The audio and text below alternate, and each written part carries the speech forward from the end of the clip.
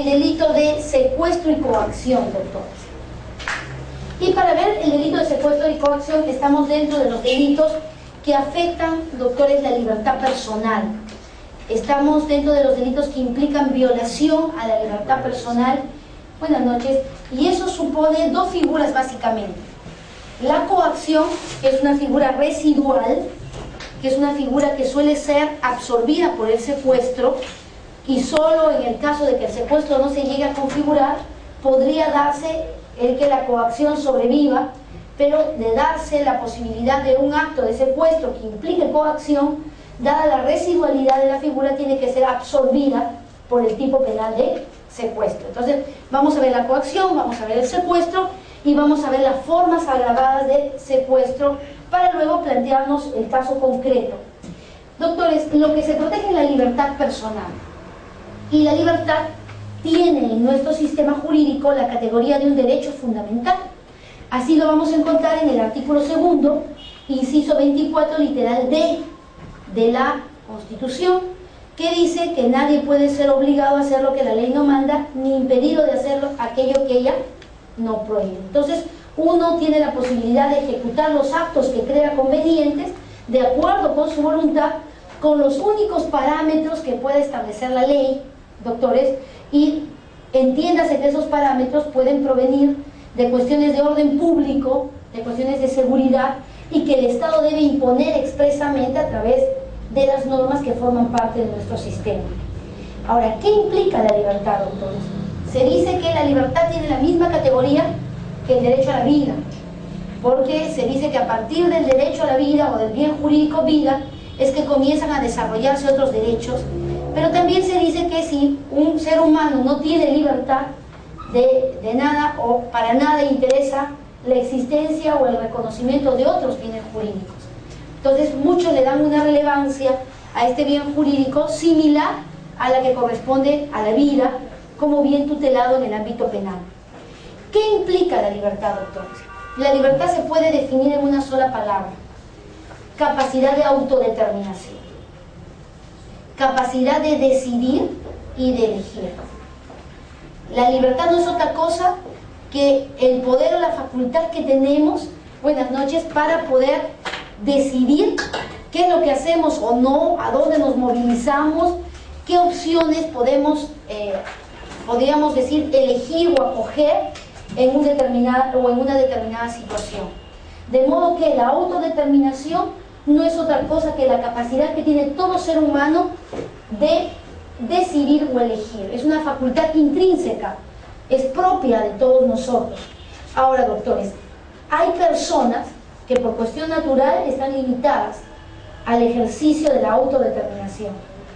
Por ejemplo, un niño recién nacido, una criatura recién nacida, no va a tener esta capacidad de autodeterminación. Como que tampoco no tendría capacidad de autodeterminación un inimputable, en el sentido de alguien que tiene una enfermedad mental grave, permanente, o alguien que tiene una anomalía psíquica, o podríamos decir una alteración grave de la percepción o la conciencia. Estas personas están limitadas en su libertad naturalmente, no porque la ley le imponga, por razones de orden público o de buenas costumbres. Esto ha hecho que dentro de la doctrina penal, por ejemplo, no pueda ser sujeto pasivo de un acto de coacción o incluso de un acto de secuestro una criatura recién nacida o un inimputable, en el sentido de alguien que no tiene capacidad de decidir o autodeterminarse. Y eso no por límites legales, sino por límites intrínsecos propios de la naturaleza del ser humano. Y doctores, este bien jurídico tiene diversas manifestaciones. Hablamos de la libertad personal en su sentido genérico, la posibilidad de decidir y elegir.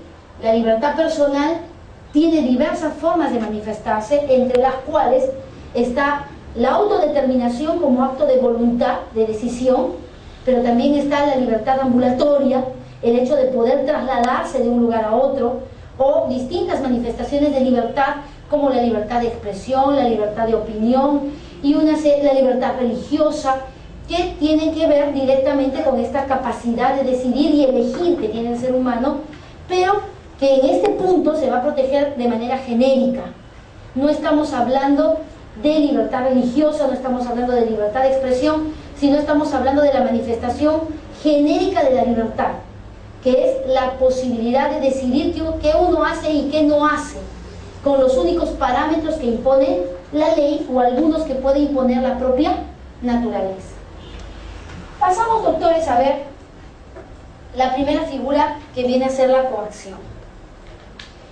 ¿Qué supone la coacción? La coacción supone una injerencia o intervención en la voluntad, doctores.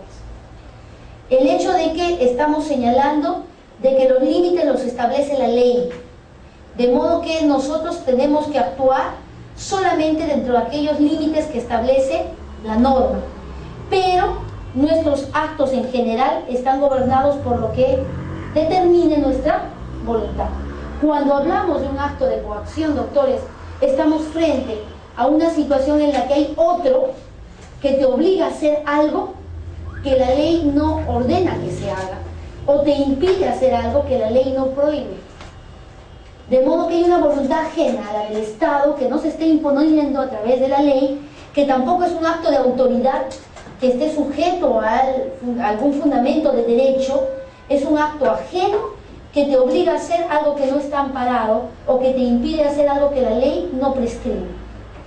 Este acto genera una situación irregular, no solamente por el hecho de que está constriñendo o afectando tu voluntad, sino que es un acto que va acompañado por medios comisivos, doctores, que pueden terminar afectando otros ámbitos de protección, tales como que vaya acompañado de violencia física, lo que llamamos la vis absoluta, el hecho de que se puede ejercer fuerza contra la persona, e incluso dice la jurisprudencia, doctores, sobre las cosas.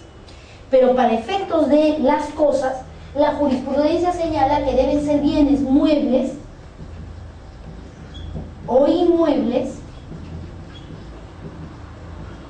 que tengan cierta conexión con la persona, de modo que puedan tener cierta potencialidad, doctores, cierto nivel como para generar en la persona un constreñimiento, una afectación a su voluntad. Por lo tanto, no la violencia ejercida, o la violencia ejercida no sobre cualquier cosa, sino sobre algún bien que tenga cierto nivel de importancia o conexión o relevancia con la persona, de modo que la pueda afectar y constreñir o limitar su voluntad. ¿Qué hace la vis absoluta, doctores, o la violencia física? Evita que la víctima pueda de alguna manera resistir a este acto. La violencia física determina que cualquier situación de resistencia pueda ser de alguna manera anulada o disminuida por la fuerza que ejercemos sobre la persona o sobre las cosas. Distinta es la vis compulsiva, doctores. También la coacción dentro de los medios en la que la gente puede ejecutar este acto incluye no solo la posibilidad de ejercer violencia, sino también en el sentido de fuerza física, sino también el ejercicio de violencia psicológica o lo que vendría a ser la amenaza. La amenaza también es un medio comisivo que puede incluirse dentro de la coacción. La amenaza entendida como el anuncio de un mal, pero anuncio que debe ser sobre una situación futura real e inminente.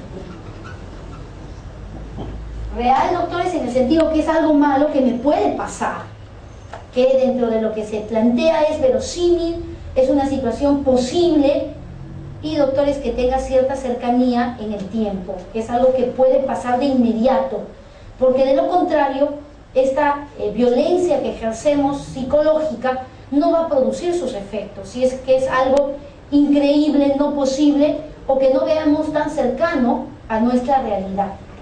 Entonces, los dos medios comisivos que la gente puede utilizar para efectos de obligar a la otra persona a hacer algo que no está obligada a hacer, o impedirle algo que la ley no prohíbe, es el uso de la violencia física o el uso de la amenaza. Y con ello lo que hace es de alguna manera anular o disminuir toda posibilidad de resistencia de la víctima, de modo que se somete ante la voluntad de este tercero que está ejecutando la conducta típica. Y doctores, ¿qué manifestación de la libertad me está afectando? La manifestación que dice Bramon, que dice Salinas Sicha, de la libertad de obrar, que no es otra cosa que la libertad de actuar, de hacer o no hacer, de decidir si es que uno desarrolla ciertas conductas o no las desarrolla, las hace o no las hace. Esa manifestación de la libertad personal en específico es lo que se afecta con la figura de coacción. Algunos dicen incluso que afecta el libre albedrío, la posibilidad que uno decida qué hace y no, que es una manifestación de la libertad personal. Comprende la libertad personal este concepto de libre albedrío o decisión de actuar sin ningún otro parámetro que aquel que establezca la ley. Y dijimos hace un momento que la coacción es un delito residual porque podría ser absorbido por el delito de secuestro y tiene otras condiciones, doctores, además de la que acabamos de mencionar. Es un delito común o impersonal. ¿Qué quiere decir que es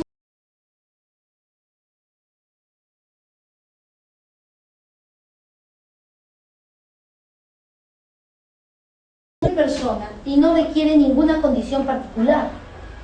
No es que tenga que ser un funcionario, no es que tenga que ser la madre, el padre, o que tenga que tener alguna característica que el tipo penal exija. Cualquiera de nosotros podría ser sujeto activo de un acto de coacción. No exige el tipo penal ninguna condición particular. Eso lo hace un delito común, eso lo hace un delito impersonal. Y el sujeto pasivo puede ser cualquier persona que tenga esa capacidad para obrar. En otras palabras, que tenga la capacidad de decidir si puede hacer o no determinada o ejecutar o no determinada conducta. Aquí quedan excluidos los recién nacidos y aquí quedan excluidos algunas categorías de inimputables, principalmente aquellos que tienen enfermedades graves y permanentes, enfermedades mentales. Hablamos de anomalías psíquicas graves y permanentes porque ellos definitivamente no tienen capacidad de obrar. El que una criatura, digamos, tenga que alimentarse o no, finalmente no depende en sus primeros meses de ella. Depende del horario que en algún momento le haya impuesto la madre. ¿Bien? O en el caso de un incapaz y decide una persona que tiene algún tipo de anomalía psíquica el trasladarse de un lugar a otro, no es en realidad por decisión de él. Es un tercero que probablemente está a su cuidado quien lo va a trasladar de un lugar a otro. Entonces la doctrina en forma unánime considera que no puede ser sujeto pasivo de la acción, en este caso de coacción, el menor de edad, entendido como recién nacido o aquellos que tengan la categoría de inimputables, principalmente los enfermos mentales.